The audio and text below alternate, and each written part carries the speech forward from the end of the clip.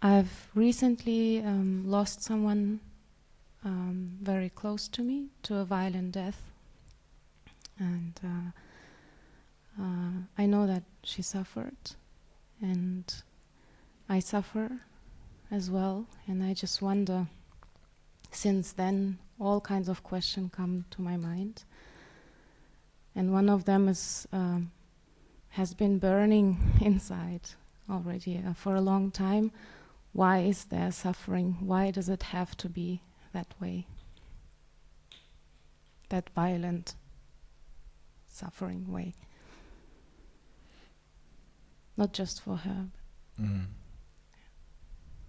Thank you.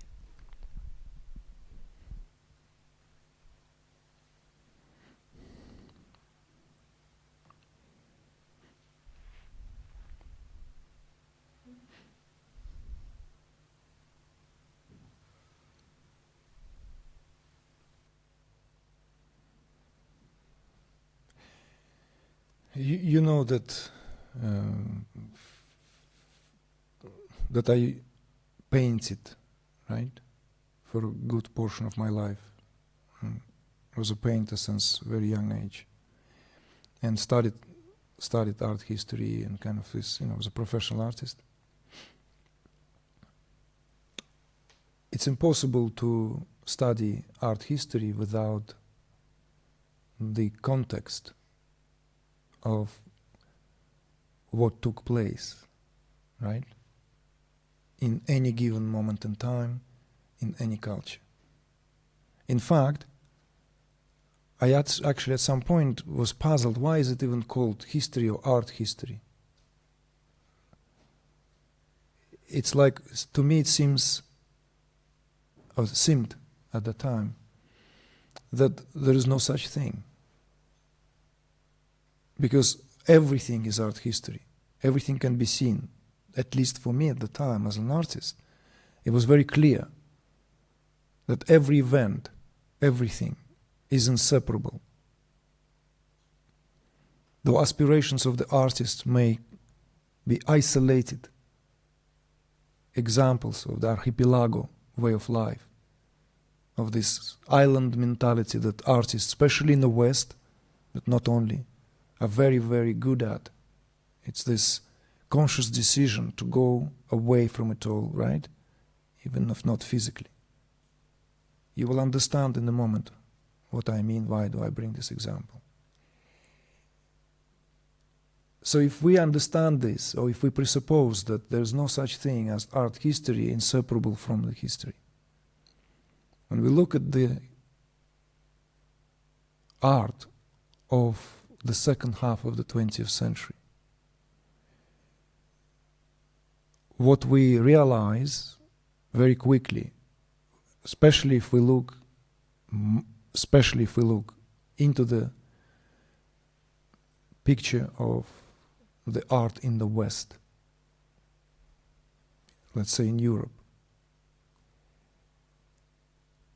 there is this even expression.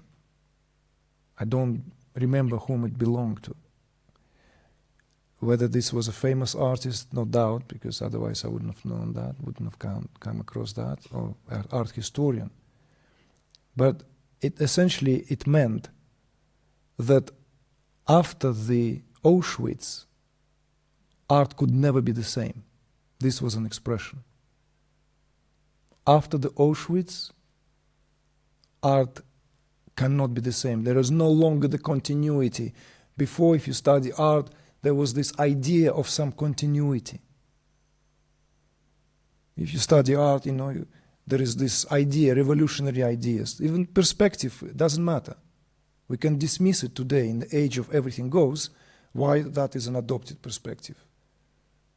We live in the time of isms. There is people who want to rewrite history to make it more gender balanced. People who want to rewrite history because it has to be racially balanced. It has to be like constantly, but this is also part of that multiverse and that kind of polyvalent thinking that is prevalent today. And yet there is this perspective. It's easy end of the 19th century. Somehow it happened Paris was at the time the center of all the changes. Later the shift took place elsewhere. Vienna, you see. Other schools. Germany was very much part where all this moving and shaking took place. All that picture kind of like from romanticism, from classicism to romanticism to impressionism, you know. Artists walking in the street, walking out of the studios and painting on plein air, right?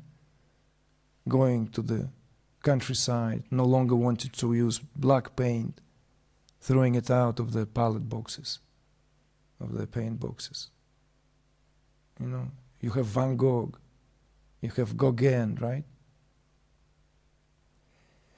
And then this sentence, you see, after Auschwitz, art can never be the same, because the artists who lived after the Second World War, it took a lot to what can be done now that is relevant compared to the scale of the atrocity that we all realize took place.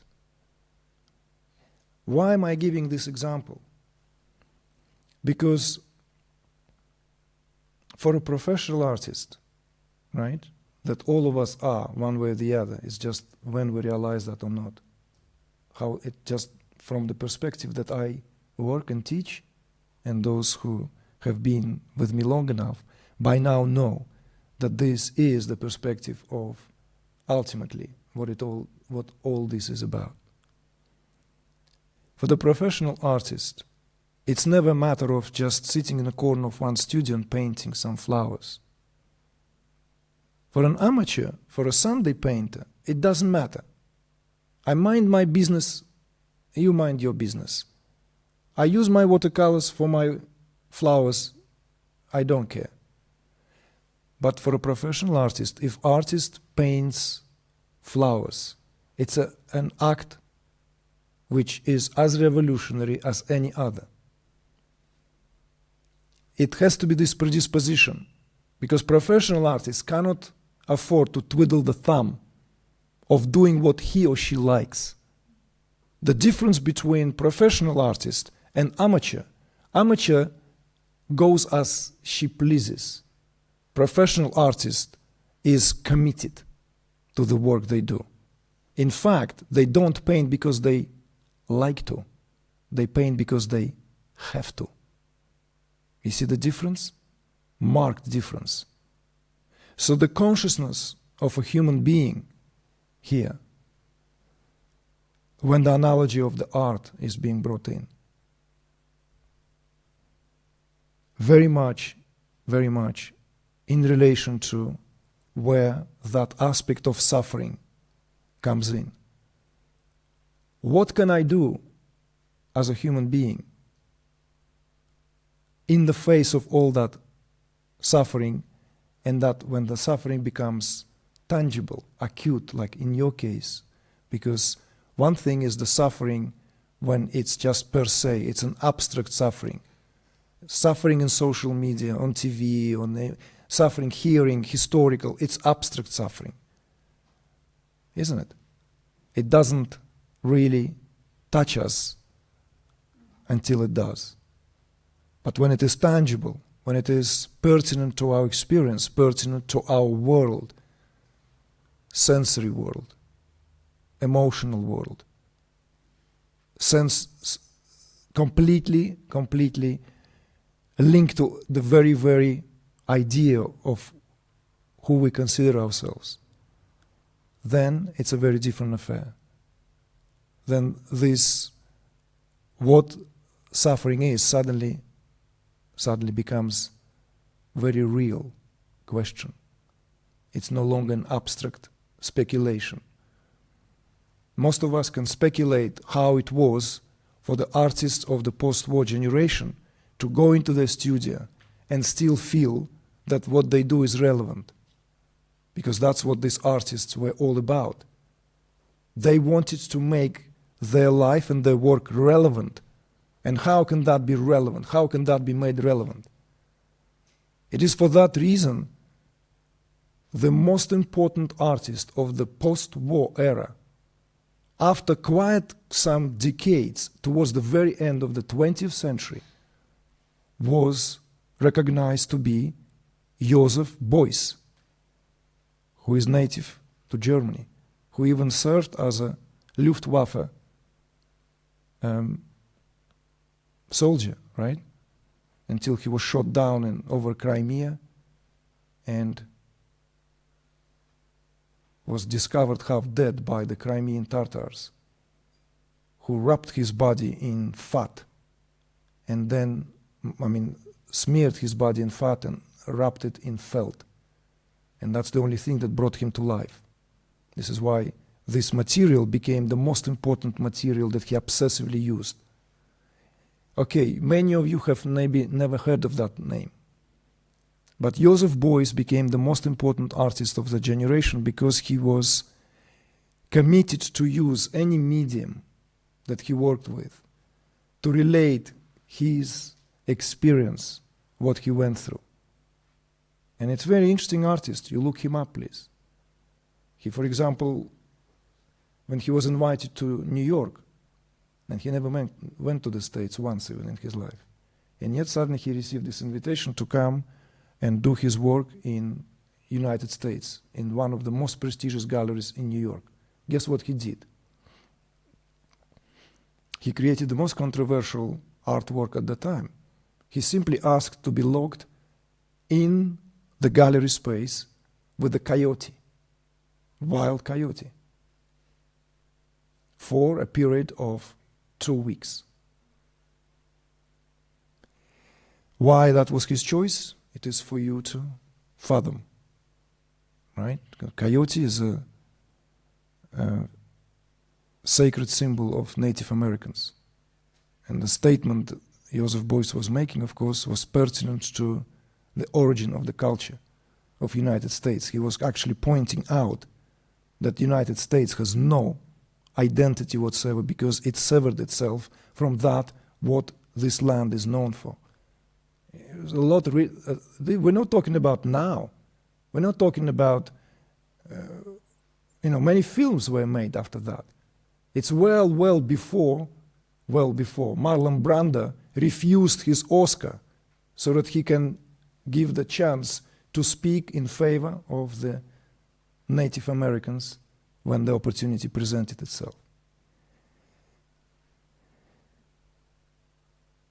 You see, you need to look at this question beyond your personal experience, whilst at the same time it is your duty also to integrate that experience, integrate that what you went through. You may never find answers pertinent to that, what happened in terms of the surface level of affairs. In fact, the answers may betray and divert your attention from the real work that is to be done. But what I invite you here is in pondering on what has been said. You see? In the time when we live in peace, in relative peace, when there is like the bombs don't blow up right next to us, right? Knowing that this Palestinian, growing up in the largest prison on the planet, where the bombs are and guns everyday reality, doesn't make us necessarily feel the suffering of that being at the surface level of affairs, but it does at the level of the heart of the matter, because we are not separate for a split of a moment from everything that's taking place under the sun. Not a simple act goes without that butterfly effect of what is happening at the core of our being. Some losses are more painful to go through because they're so dear and immediate and felt. Other losses seems to be unnoticed, even if they are counted by million. I remember catching myself being like this sudden, when I learned back in the days about the Khmer Rouge. Most of you don't even probably know that, don't remember, because you're not old enough. But some of you who do, that there was this a slaughter that took place in a very short period of time, where 1 million people died in sanctioned slaughter by a system in power at the time. I remember not feeling much, and that shocked me. I read it as a historical fact, and yet other aspects, like of Greek history, I would be filled with heroic ambience of, and the sentiment of that bhava and everything. The lesson was, of course, there and then, of that selectiveness, preferences, selectiveness, belonging to that dissecting quality, but not the dissecting quality we spoke earlier. It's a different kind, you see? It's the knife that cuts and the knife that hurts. That same blade need to be handled very, very carefully and attentively.